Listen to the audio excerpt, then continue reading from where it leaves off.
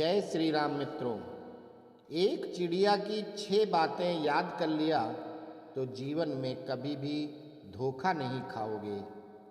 एक चिड़िया की अद्भुत शिक्षा है ये, जो काम्पिल्य देश के राजा से उसने ये 6 बातें कही थी जो जीवन में परिवर्तन लाने वाली हैं। काम्पिल्य देश के राजा का नाम था ब्रह्मदत्त। ये बड़े धार्मिक राजा थे और सभी जीवों पर उनकी बराबर दया रहती थी। उनकी रानी भी एक सुलक्षणा गृहिणी थी और राजा के जीव प्रेम में बराबर सहयोग करती थी। एक बार उनके राज्य में एक साधु ऋषि आए जो किसी भी पक्षी से बातचीत कर लेते थे, अर्थात उनको पशु पक्षी की भाषा आती थी। उन्होंने राजा के दरबार में बैठे बैठे कई प्रकार के पक्षियों को बुलाया, बातचीत करके सबको बताते थे कि यह पक्षी ने यह बताया है। अब राजा को यह विद्या सीखने की लालसा हो गई, अतः वो ऋषि के चरणों में लेट गए और बोले कि यह भाषा मुझे सिखा दो प्रभु। ऋषि बोले कि मैं सिर्फ 4 मास से भर आपके राज्य में हूँ, जितना सीख जाओगे सिखा देंगे। वैसे अगर आप मेहनत करोगे तो सीखने में 1 महीने से ज़्यादा नहीं लगेगा। राजा राजकाज से समय निकालकर गुरु जी के पास रोज चिड़िया की भाषा सीखने लगे। जल्दी ही वो अपनी कुशाग्र बुद्धि से कुछ चिड़ियों की भाषा सीख गए, जिसमें कबूतर, गौरैया, तोता, कौआ आदि प्रमुख थे। जिसमें से गौरैया और तोता की भाषा में राजा पारंगत हो गए थे।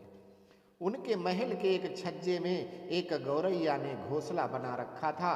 रानी उसको दाने देती थी।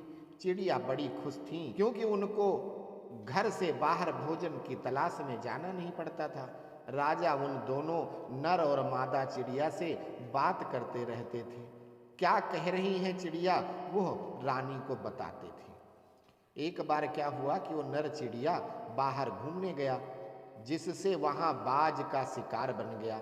इस तरह मादा चिड़िया अकेली रह गई, किंतु वह गर्भवती थी, अतः उसने अंडा दिया और अंडे से बच्चा निकला। राजा के घर में भी एक सुंदर राजकुमार था, जो 5-6 साल का बड़ा चंचल बालक था। राजा और चिड़िया परस्पर बातें करते थे। बड़ी अच्छी दोस्ती हो गई थी। चिड़िया के बच्चे को राजा और राजा के बच्चे को चिड़िया बहुत प्यार करते थे। एक दिन राजा चिड़िया के बच्चे के साथ खेल रहे थे कि इतने में राजकुमार ने चिड़िया के बच्चे को पकड़ लिया। राजा ने भी कोई ध्यान नहीं दिया। परिणाम ये हुआ कि हाथ में ज्यादा दबाव पड़ने से चिड़िया का नन्हा बच्चा मर गया।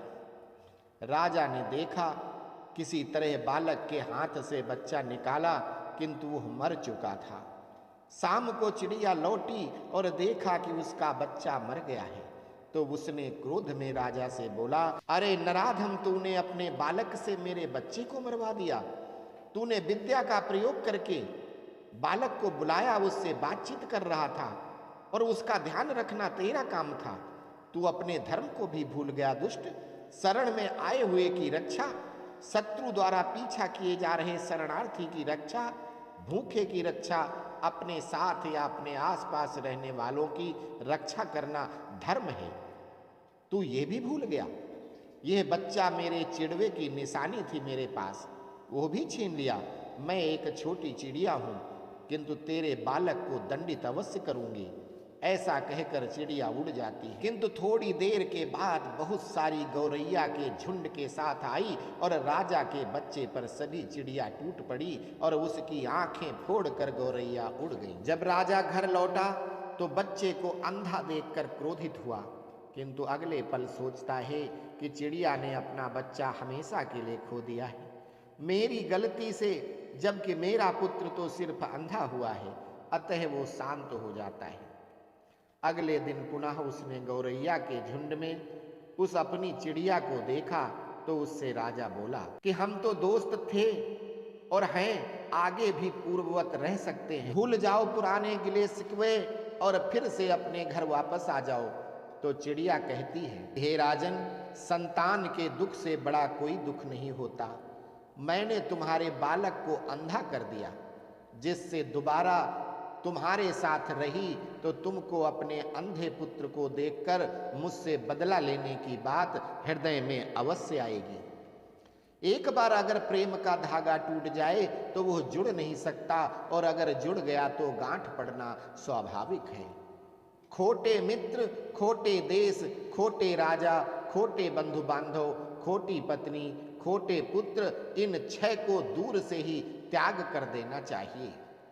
क्योंकि खोटी भार्या से तात्पर्य चरित्रहीन पत्नी है, उससे पति को सच्चा प्रेम कभी नहीं मिल सकता। खोटे पुत्र से तात्पर्य वर्ण संकर पुत्र से है, जिसमें आपका अपना शुक्र नहीं है तो उससे पिंड भी नहीं मिल सकता। कुपुत्र अगर है तो वो हमेशा नुकसानदायक है। खोटे बंधु बांधव जो सिर्फ स्वार्थ बस रिश्तेदार हैं, एक बार उनकी असलियत खुल गई हो फिर उन पर विश्वास करना अपने पैर पर कुल्हाड़ी मारने के समान है।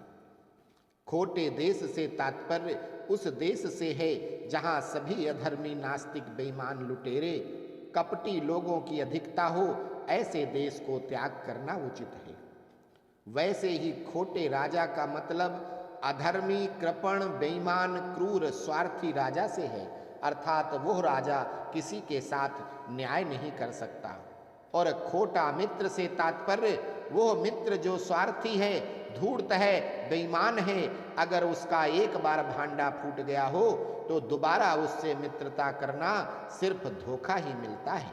भगवान श्री राम ने भी ऐसे मित्रों के बारे में बतलाया है कि जे न मित्र दुख होहि दुखारी, तिनहि बिलोकत पातक भारी। निज दुख गिरि सम रज करि जाना, मित्र का दुख रज मेरु समाना। जिनके असीमति सहज न आई, ते सठ कत हठि करत मिताई।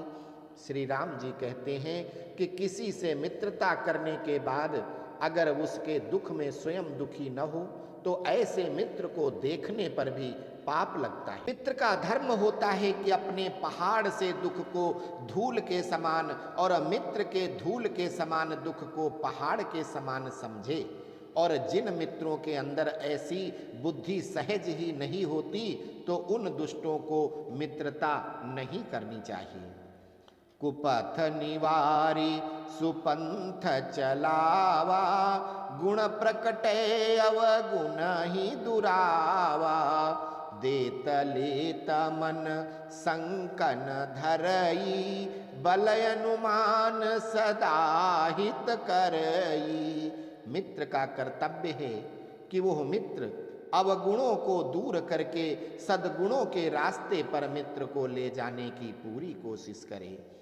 मित्र को कुछ लेते या देते समय उसके ऊपर शंका नहीं करनी चाहिए और अपनी शक्ति के अनुसार हर संभव मित्र की सहायता करनी चाहिए। विपत्ति काल कर सद्गुण नेहा, श्रुति कहा संत मित्र गुण एहा। आगे कहे मृदु बचन बनाई, पाछे अनहित मन कुटिलाई। विपत्ति काल में मित्र और संत सतगुण के साथ नेह करते हैं, प्यार करते हैं, ऐसा वेदों में बताया गया है। किंतु वहीं कपटी मित्र जो सामने तो मीठी मीठी बातें करते हैं और पीठ पीछे मित्र का अनहित हो जाए या अनहित करने की चेष्टा करते हैं और मन में कुटिलता रखते हैं। जाकर चित अहि गति सम भाई, अस कुमित्र परिहरे ही भलाई। सेवक सठ नृप कृपण कुनारी, कपटी मित्र सूल समचारी। और ऐसे दो मुहे मित्र जिनके हृदय में सामने मीठी बात, पीठ पीछे कुठारा घात करने वाले हो, ऐसे दुष्ट मित्र को त्यागने में ही भलाई है। दुष्ट नौकर, कंजूस राजा और कुलटा नारी और कपटी मित्र हृदय में सूल के समान चुभते हैं, अतः इनका परित्याग करना ही श्रेष्ठ है। निष्कर्ष मित्रों, मैंने अपने पहले भी कई वीडियो में बताया है कि ऐसा कोई ग्रंथ नहीं है जिसका सार श्री रामचरितमानस में न हो। भले ही वो कोई वेद हो, मिलावट रहित पुराण के सार तत्व हो, या गीता में भगवान द्वारा बताए गए ज्ञान का सार तत्व हो। अगर आप श्री रामचरितमानस को सिर्फ एक स्टोरी की तरह पढ़ोगे तो स्टोरी है, ज्ञान के लिए ज्ञान का भंडार है। मानव जीवन के लिए उपयोगी समस्त सद्गुण सिर्फ रामचरितमानस में मिलते हैं। अतः हम आप सभी मित्रों से आग्रह करते हैं कि मिलावट से भरपूर पुराण कथाएं, जिनमें क्या सच है क्या झूठ कहना दुष्कर है, की जगह हम परम पिता परम ब्रह्म भगवान श्री राम के चरित्र का पठन पाठन, और वह भी हमारी अपनी बोलचाल की भाषा में, जो श्री रामचरितमानस है वो सर्वोत्तम है।